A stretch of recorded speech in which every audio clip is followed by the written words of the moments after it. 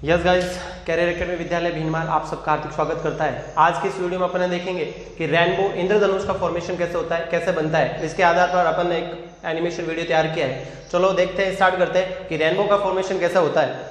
इंद्रधनुष और रेनबो प्रकृति में सबसे सुंदर स्थलों में से एक है। सामान्यतः हमें इंद्रधनुष बारिश के समय दिखाई देता है, परंतु कभी कभी हम किसी वाटरफॉल्स और फाउंटेन्स के पास खड़े होकर देखते हैं, तब भी हमें रेनबो इंद्रधनुष दिखाई देता है। हाँ तो गाइस, रेनबो बनने के लिए जिन दो चीज़ों की आवश्यकता होती है उनमें से फर्स्ट है वाइट लाइट, सफ़ेद रोशनी, एंड सेकंड है टाइनी वाटर ड्रॉपलेट्स, पानी की छोटे छोटे बूंदे। मोस्ट ऑफ तो हमें रेनबो इंद्रधनुष बारिश के समय ही दिखाई देता है, क्योंकि इस समय हमें वातावरण में पानी की बूंदें भी आसानी से मिल जाती है और वाइट लाइट भी।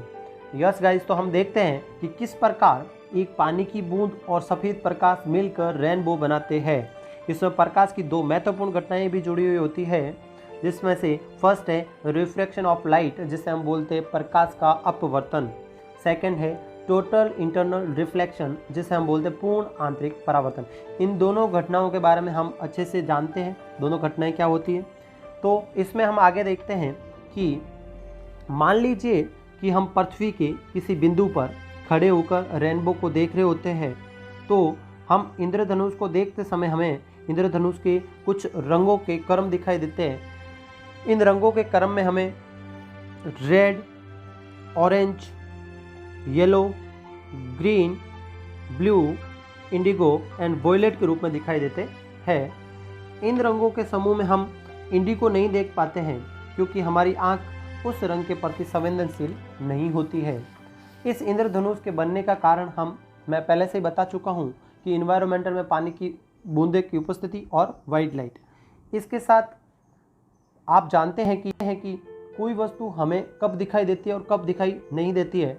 हम जानते हैं कि कोई भी वस्तु हमें तभी दिखाई देगी जब उस वस्तु का प्रकाश हमारी आंखों तक पहुंचता है, अदरवाइज हमें वो वस्तु दिखाई नहीं देगी। इसका मतलब देखो कि ये रेनबो का जो लाल रीजन है वो हमें लाल क्यों दिखाई दे रहा है, क्योंकि लाल रंग का प्रकाश हमारी आंखों तक पहुंचता है। चलिए, इस लाल रीजन में उपस्थित पानी की ऐसे तो बहुत सारी बूंदें उपस्थित है, लेकिन बहुत सारी बूंदों में से अपन एक बूंद लेते हैं। इस बूंद पर अपन चर्चा करते हैं कि इस बूंद पर जब श्वेत प्रकाश आपतित होता है, तो जिस एंगल पर, जिस कोण पर ये प्रकाश आपतित होता है वो हमारे लिए क्या होता है, इंपॉर्टेंट होता है। ये जो श्वेत प्रकाश आपतित होता है, इसका कुछ भाग परावर्तित होता है और कुछ भाग अपवर्तित होता है। परावर्तित भाग जो प्रकाश वाला होता है ये हमारी आंखों तक नहीं पहुंचता है और ना ही ये रेनबो बनाने में हमारे लिए सहायक होता है, हेल्पफुल होता है। अतः इसे हम छोड़ देते हैं और अपन अपवर्तित भाग पर चर्चा करते हैं। हम ये जानते हैं कि श्वेत प्रकाश जो कि 7 कलर में से मिलकर बना होता है, 7 कलरों से मिलकर बना होता है, जिसे हम विबग्योर कहते हैं। अगर किसी श्वेत प्रकाश को हम किसी प्रिज्म से गुजारते हैं तो ये अपने 7 अलग अलग कलर में सेपरेट हो जाते हैं। इस घटना को हम वर्ण विक्षेपण कहते हैं, डिस्पर्शन ऑफ लाइट कहते हैं। पानी की ये बूंदें जो एग्जैक्टली प्रिज्म की तरह बिहेव करती है, इस बूंदों पर जब कोई वाइट लाइट आपतित होती है तो ये भी इसे 7 रंगों में सेपरेट कर देती है, अलग अलग कर देती है। और दूसरी बात, इसका पानी की बूंद में ही प्रकाश का क्या हो जाता है, परावर्तन हो जाता है।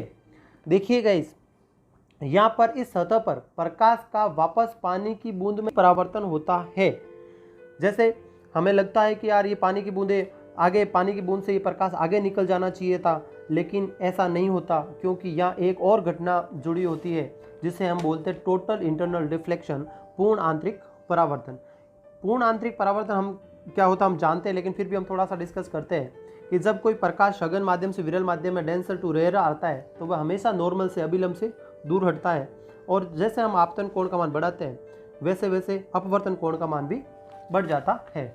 लेकिन एक पर्टिकुलर एंगल जिसे अपन बोलते हैं क्रिटिकल एंगल, क्रांतिक कोण, क्रांतिक कोण पर यदि कोई प्रकाश आपतित होता है, इंसिडेंट होता है, उसके बराबर होने पर अपवर्तन कोण का मान 90 डिग्री हमें प्राप्त होता है, जिसमें प्रकाश है वो सतह के समांतर हो जाता है।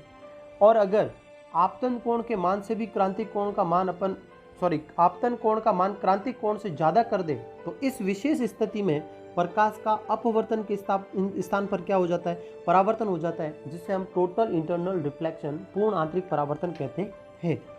ये सेम घटना पानी की बूंद में भी होती है, और जब ये प्रकाश पानी की बूंद की आंतरिक सतह पर आपतित होता है तो वहाँ आपतन कोण का मान क्रांतिक कोण से ज़्यादा होने के कारण इसका इसी माध्यम में टोटल इंटरनल रिफ्लेक्शन, पूर्ण आंतरिक परावर्तन हो जाता है।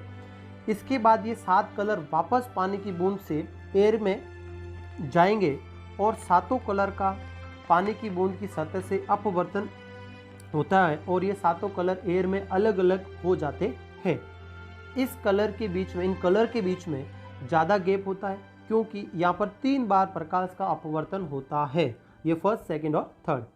अब देखो, लाल रीजन में उपस्थित पानी की प्रत्येक बूंद से 7 कलर निकलते हैं, लेकिन हमें तो केवल एक लाल ही दिखाई देता है, बाकी के कलर हमें दिखाई क्यों नहीं देते हैं भाई? 7 कलर में से हमें सिर्फ लाल ही कलर क्यों दिखाई देता है?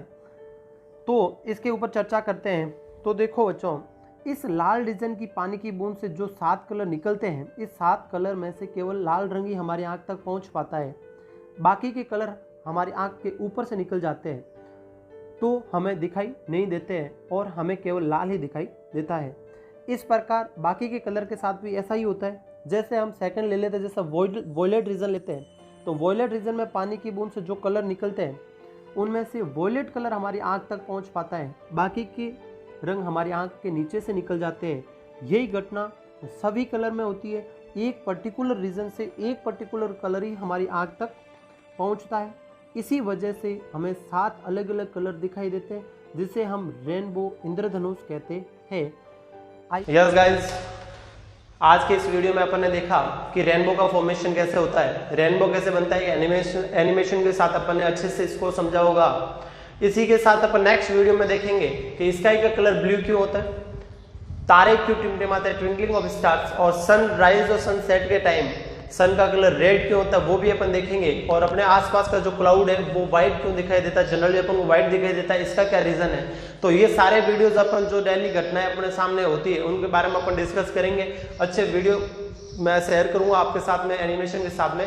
आपसे रिक्वेस्ट है, आपसे उम्मीद रखता हूं कि आप ये सारे वीडियोस हर स्टूडेंट तक शेयर करें ताकि स्टूडेंट इसको अच्छे से समझे और उसको इसका फायदा मिल सके। इन्हीं आशाओं के साथ